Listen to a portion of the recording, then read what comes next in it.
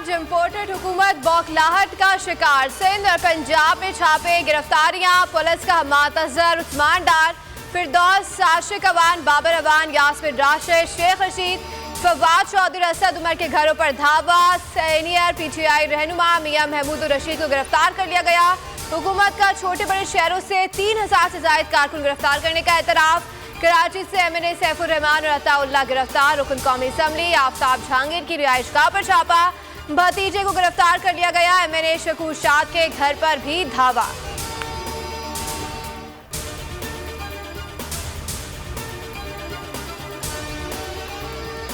हकीकी आज़ादी माह से हुकूमत खौफजदा, इस्लामाबाद जाने वाले तमाम रास्ते सील कर दिए गए। इमरान खान के जुलूस को रोकने के लिए अटक से रास्ता बंद कर दिया गया। लारी अड्डों समेत पंजाब के तमाम शहरों के खारजी रास्ते भी ब्लॉक कर दिए गए। रावी पुल पर पुलिस की भारी नफरी तैनात। लाहौर इस्लामाबाद मोटरवे बंद करने का फैसला।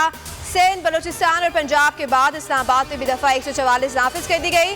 रेड जोन में फौज तैनात किए जाने का इम्कान है। कई शहरों में मोबाइल फोन बंद कर दिए गए।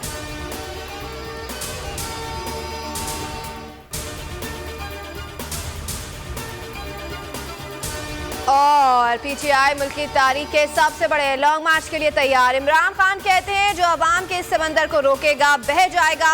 हमारी तहरीक इम्पोर्टेड हुकूमत के खात्मे तक जारी रहेगी। पाकिस्तान के तमाम शहरों से अवाम को दावत देता हूँ, वो भी निकलें और हमारे साथ शामिल हो। कप्तान ने नौजवानों को तमाम रुकावटें हटाने की जिम्मेदारी सौंप दी।